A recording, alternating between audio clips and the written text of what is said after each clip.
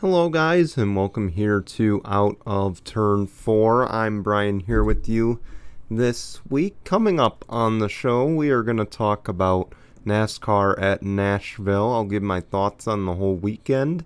We're also going to talk IndyCar at Road America, SRX at Knoxville, and we'll discuss the latest news in racing and our picks for the upcoming race weekend. You won't want to miss this, but of course, again, I want to remind you of a program update.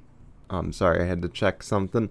I want to remind you of a program update. So, of course, I said last week this program update. I might have confused some of you, so now I can make it a little more clear. Again, we will have a show next Tuesday. That is the 29th. Of course, today's June 22nd. We'll have a show the 29th. July 6th, the first Tuesday in July, we will not have a show. We will be taking a 1-week break. That is because I will be in Ohio for the IndyCar at Mid-Ohio event, and I won't be getting back until Monday night. And I just don't want to record a show on little sleep, so I figured that it was a good week to take off. But I promise you we will be back the weekend after, or the week after. So again, a show next week, no show the week after. So just to clarify. All right, let's dive right into it. NASCAR at Nashville. Of course, Ryan Preece, he opened up the weekend strong. He got himself his first Camping World Truck Series victory. It was his first start as well in the David Gilliland Racing Ford. This just proves again that Ryan Preece can drive, okay? It hasn't shown in his tenure at JTG Doherty, and I actually had a nice discussion with Zach about this. Zach Carmian, of course. The kid can drive, okay? Ryan Preece can drive. He just needs a better opportunity outside of JTG Doherty. And JTG Doherty, for all intents and purposes, they're getting there, okay? They're not quite there. They aren't one of the better teams in the Cup Series. They're a mid-pack team, but they're a team that can come out and surprise once in a while. I don't think, though, he's in that right situation to win. Maybe Zach had mentioned to me, maybe he goes to Stewart-Haas in an Xfinity car, and I would like to see that because I think, honestly, he'll go further than Riley Herbst ever will. I just don't think Riley Herbst is cut out for NASCAR's top level. So we'll have to see what happens. Of course, this was a shocker. I thought it was written in the sand that John Hunter Nemechek or William Byron was going to win this race. William Byron had a technical issue and had to retire from the race. So unfortunately, in his truck return, did not do too well. Kyle Busch, he wins his 100th NASCAR Xfinity race at Nashville. Of course, 4 years ago, he had said, when I hit win number 100, I'm going to retire, and he actually doubled down after the race, saying, nobody wants me here anymore. I probably speak for everybody outside of Rowdy Nation when I say we don't want you in the Xfinity Series anymore. At least for the majority. I don't want to say I speak for everybody because there are people who do love seeing him in the series. And as good as it is, because again, Jeff Burton mentioned it on the broadcast, he is what drivers in the Xfinity Series measure themselves to. But at the same time, I just draw a little bit of confusion here. Now, of course, I want to break down, should Cup drivers be able to run the lower series? And personally, this is a tough thing to gauge because it's happened since the beginning of time. Okay, IndyCars had their feeder series, and it was just established long ago that these guys aren't going to run in Indy Lights. Okay, I think the problem with NASCAR is they've allowed it to go on for so long, and nobody's looked at it as, well, they're interfering with the Xfinity Series regulars, the guys who are running for a championship. So now they're trying to change the rules of the game, and it's not translating well for the fans. It's not translating well for ticket sales, and it's not transitioning over well for the drivers. Now, a lot of Cup drivers don't want to run both races because they don't want to exhaust themselves in one weekend. There are guys like Ross Chastain who would kill to run probably all 3 races in a weekend because he loves being behind the wheel and he loves racing. These Xfinity guys, people like Kyle Busch, I don't think need to be running in the Xfinity Series. What are you out there to prove? And the fact that you're celebrating so much by beating up these younger drivers with far less talent than you, I think that says all we need to say about Kyle Busch. And personally, I've always been against him running in the Xfinity Series. I don't want to say that Cup drivers shouldn't run down there. There are drivers like Tyler Reddick. There are drivers like Chase Briscoe, maybe Cole Custer, who should be running in the NASCAR Xfinity Series when they can, gain some seat time, especially seeing that there's no practices. That's one of the reasons right now I can't definitively say Cup drivers shouldn't be in the Xfinity Series, because that's valuable seat time for a young driver. For a veteran, other than on the newer tracks, I don't see why you need to be running in the Xfinity Series, other than for sponsor obligations. To be honest, like races at Watkins Glen, races at Texas. Why is Kyle Busch running those races when he already knows the track like, hey, the back of his hand? It makes no sense.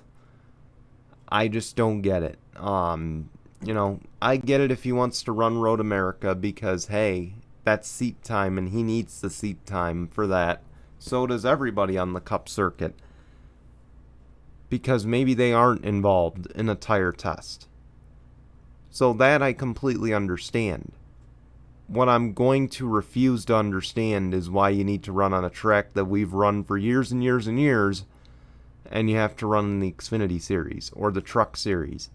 I don't want to say it should be outlawed because it's very clear if it is, it's going to, obviously, first off, it's going to destroy the Toyota development program. Because Kyle Busch has already said if NASCAR tells Cup drivers they can't race in Xfinity and trucks anymore, that he will not run his team in the Truck Series anymore. Again, I think it's something that needs to be explored. I think what they're doing now is fine. I think 5 races for guys with 5 or more years of full-time experience in Cup, I think that's okay for now. I would love to see them, but again, it's the fact of the matter of you've allowed this to happen for so many years and now you're changing the rules. So that's why I can't definitively get behind it or make a definitive argument. Other than I think guys who have run the Cup Series for 5 years or more, other than on new tracks, they shouldn't be allowed to run. That's just my argument there. Let's move on forward, though. Kyle Larson, he just captured his 3rd straight points-paying race win at Nashville, and he did it in somewhat dominating fashion. I'm not going to lie. My thoughts on this Nashville race were not very high to begin with. I had said they should have taken this race to Gateway instead. They should have never run Nashville. If they're going to run Nashville, they should have run the fairgrounds. I think I've said that as well. This race kind of caught me by surprise. Okay, this race surprised me with how good it was. 'Cause, to be honest, I did not have high expectations for this race, and it met my expectations, if not somewhat exceeded them. I saw the PJ1. I thought it was PJ1. It was Reason Compound on the track that's supposed to speed up the process of adding traction to the track, rubber to the track to make it a 2-groove racetrack, and I think that helped out a lot. I liked it. I think it beat my expectations. I wouldn't say it shattered it, but it beat my expectations. And, I gotta give, by the way, a round of applause. Since we're on the Cup Series discussion now, I gotta give an applause to Ross Chastain. That man, he's gonna win a race. I really believe he's gonna win a race soon. And to be honest, I get he races like a total jerk sometimes. But I just don't get how fans can't root for him. He's a guy, much like Alex Bowman, who really didn't have a shot of getting at the Cup Series. But this is a guy that everybody sat back and said, hey, if he gets a good ride, great things are going to happen. And sure enough, he got a great ride, and you're witnessing great things.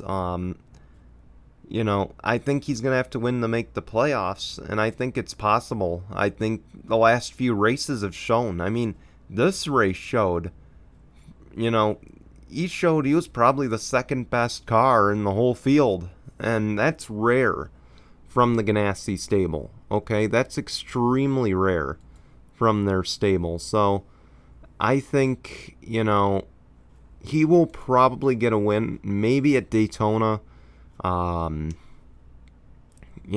But I think a win is coming for Ross Chastain. I think this extra seat time, especially with Nice Motorsports, I know we rip on Nice Motorsports a lot on this channel, but I think that seat time is really valuable to him, and I think it's very helpful in aiding in his development in the Cup Series.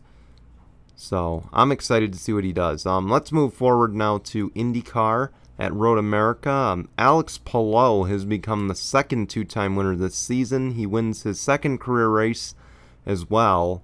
And let's face it, he was not the dominant car all day. It was Joseph Newgarden. And Joseph Newgarden, of course, if you recall, coming to 2 laps to go on the restart, he tried to get out of 5th gear into 6th gear, and something just happened internally. Another Penske blunder happened. Newgarden would go on to finish 20th or 21st in the race, and just not a great race for him. I don't know what's going on with Penske. I can't really say I'm loving it because, I want to see the best car win. And, Alex Palou was strong late. I don't think he was the best car, though. I think he was easily a top 3 car. And I'm glad he won because, I love seeing Ganassi win races and love seeing people like Alex Palou win races. I was very high on Palou last year, so this is even more reason for me to say I'm happy that he won. He is now the points leader by 28 over Pato, 53, that's a full race over Scott Dixon. I think it's very clear, him and Pato, I think it's going to come down to at the end of the season. I had Renus in there, but unfortunately Renus missed the last race. I think it's going to be a little too difficult for him to rebound from, but I think as of right now, Alex Palou, by far, the guy to beat in the series. Of course, their next race is going to be at Mid-Ohio on the 4th of July, and yours truly will be in the stands. I will hope to come back with some video, come back with some pictures, so we'll see what happens. But I'm excited. I'm looking forward to it. It's my first IndyCar road course race. It's actually my first big series road course race. The only road course race I've been to is the Hilliard Grand Prix at the Glen. So needless to say, I'm pumped. I can't wait to be in the stands. I can't wait to see the excitement. I can't wait to meet some of the other IndyCar fans, meet more of the drivers. I've met quite a few of them in the past. I can't wait to meet them again. This is my 3rd IndyCar race in 4 years. Of course, I've gone to 2 in Pocono as well. So looking forward to it, and looking forward to getting away. Of course, for those who know how COVID has been, not much travel. I was actually supposed to go to this race last year, I should add as well. And unfortunately, I sprained my ankle. I couldn't drive. And then right after that, I got COVID. And then to make matters worse, right before I got COVID, you guys know I live in the state of New York. So Andrew Cuomo comes out and says you can't travel to Ohio or else you're going to quarantine for 2 weeks. So it really kind of just put the last nail in the coffin right there. It was not a fun time. But anyway, let's get back on track here. I'll probably talk more about Mid-Ohio in a bit. Or next show, maybe. Tony Stewart. No surprise here. He runs the series. He wins the SRX event at Knoxville, the main event. He also won heat number 1. But even more surprising, Hailie Deegan in her first drive in SRX, she finishes in second. She lands on the podium. So that leads me to question, of course, Hailie Deegan, she beat drivers who, are some of the best among certain racing disciplines in a car that's really built to showcase driver talent. So that leads me to question, is Hailie Deegan the best female driver?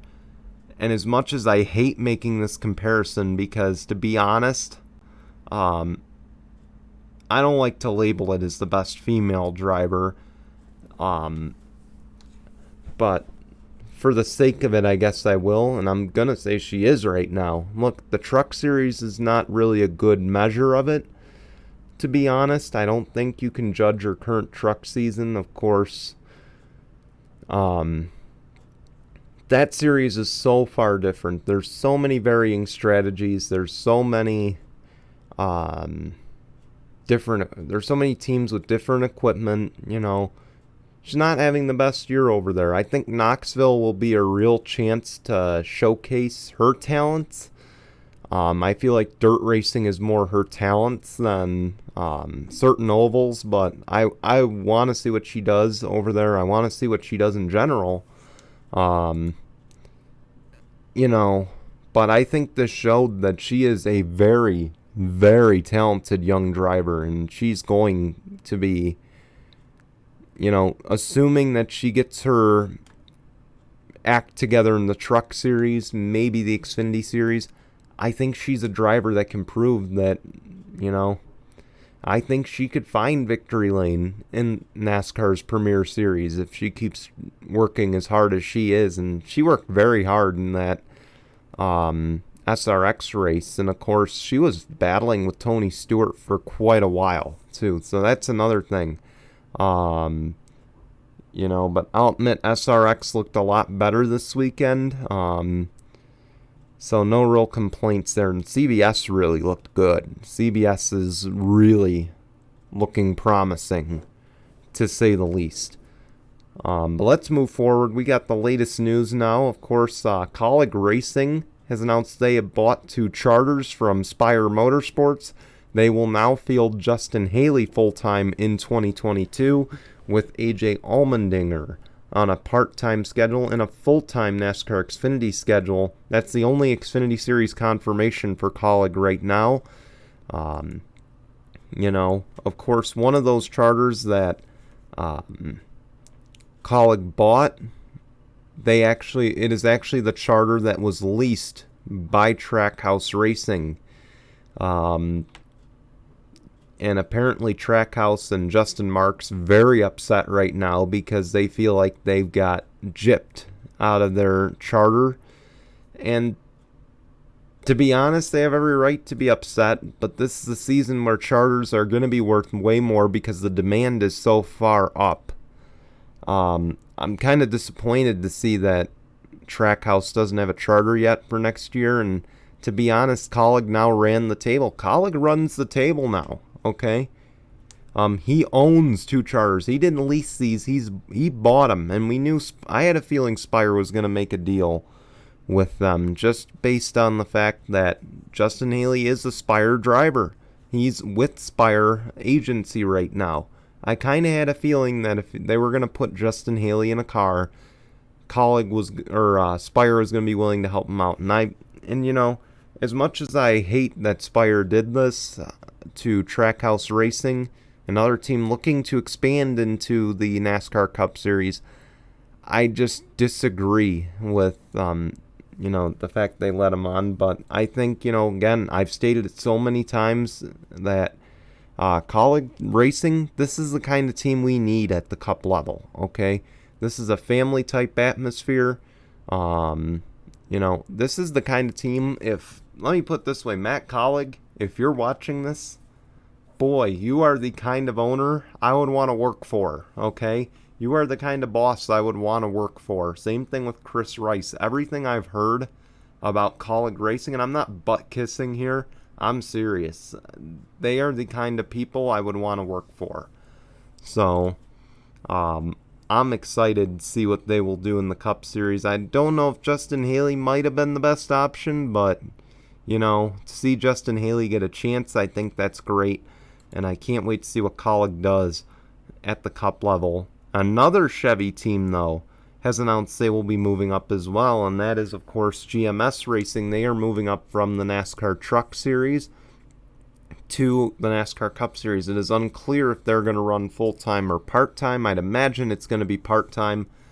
As far as drivers go, I could see Sheldon Creed being in that discussion. I'm going to be honest here. Sheldon Creed is their defending champion. He may not bring sponsorship, but he's the kind of guy I think could go forward. But the main thing that surprises me about GMS moving up is GMS, of course, is a part of that Driver's Edge development program, which, of course, ties them in with Junior Motorsports. Technically, GMS is the feeder team. They are the farm team to Junior Motorsports, and Junior Motorsports is the farm team, of course, to Hendrick.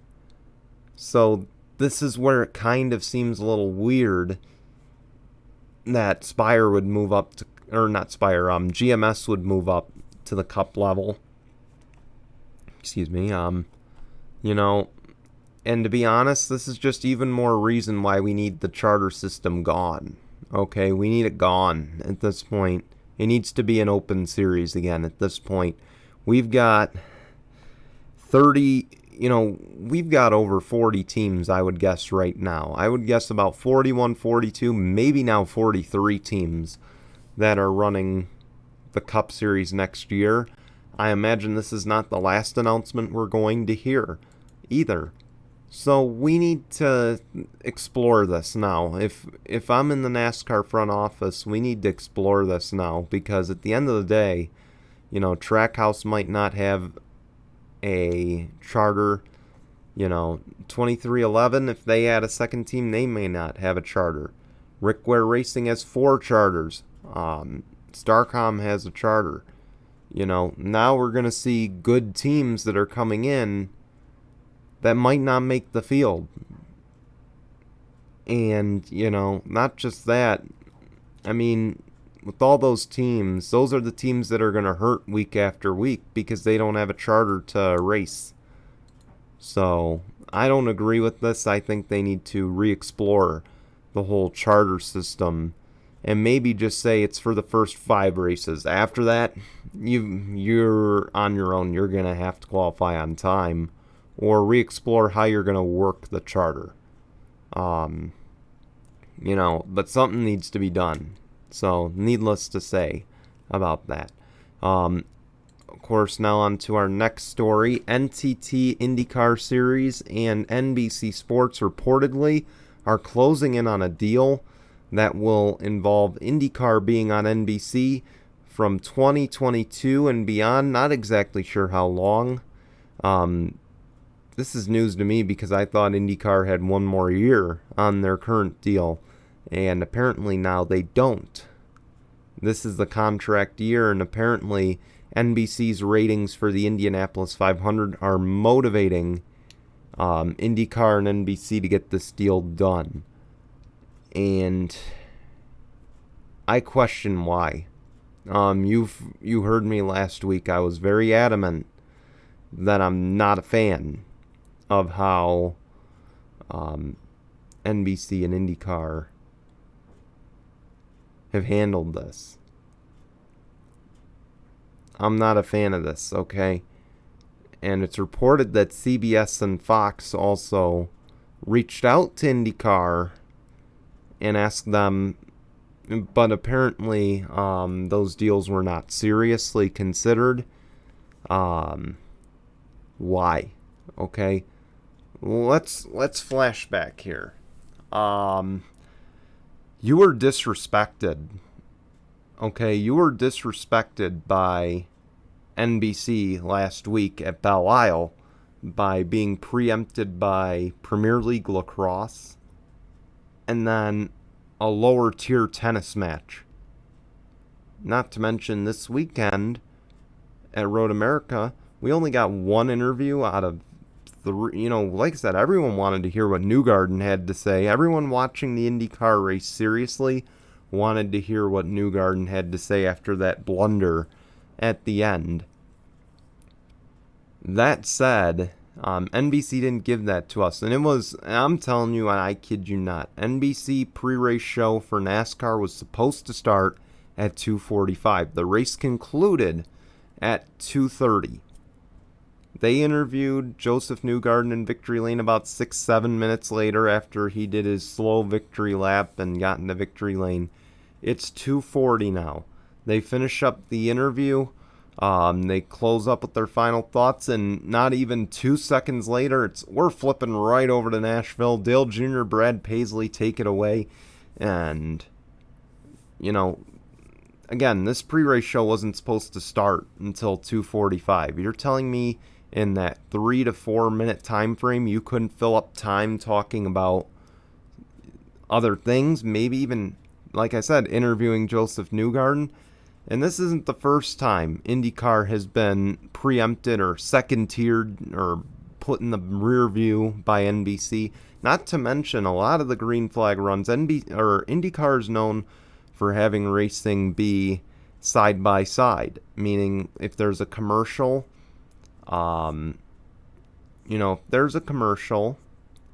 they usually show the racing action under green.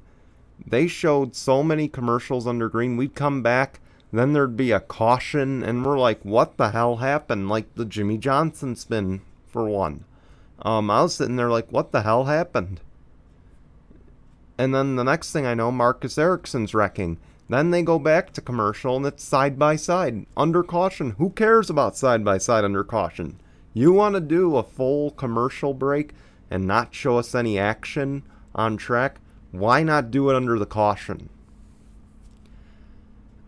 To me, if I'm Roger Penske, I'm asking, or first off, I'm going to ask Roger Penske this. Why? What has NBC done? They only care about the Indy 500. It's very apparent. They only care about the Indy 500. They couldn't give two craps less about the rest of the schedule. Back out of there while you can and tell them to stick their contract where the sun don't shine. Okay? Enough's enough. I surely hope this article is wrong, but I have a feeling it's not. And it's disappointing, to say the least, as an IndyCar fan. And anyone who's an IndyCar fan, let alone a motorsports fan, you should be very disappointed to hear that NBC is supposedly getting a new contract. And by the way, this has nothing to do with Lee Diffie or Townsend Bell. I think Lee Diffie, Townsend Bell, Paul Tracy, I think they're the best in the business. I think very highly of them, and I think, they should continue to call IndyCar races. But if it's on NBC, I don't think they should. Anyway, we're running low on time here, so let's make our picks. Let's start with the NASCAR Camping World Truck Series at Pocono. We're going to pick John Hunter Nemechek once again, kind of beating a dead horse here. NASCAR Xfinity at Pocono, we're going to pick Austin Cindric. And, of course, you got the double header at Pocono for the NASCAR Cup Series. I'm going to just pick two drivers at random, Kyle Larson, Denny Hamlin. I think those two get a win, or both of them. I don't know. I'd also put Ross Chastain in that dark horse situation just because Ross Chastain has won a truck race at Pocono, and he looked really good at Nashville. He's starting to get his stride going over there at Chip Ganassi Racing. Sorry, we're running really low on time, guys. Thank you guys for watching. Again, tune in next Tuesday. We'll have a show. The Tuesday following, we will not. But until next weekend, or till next Tuesday, guys, we will see you later. Goodbye, everyone.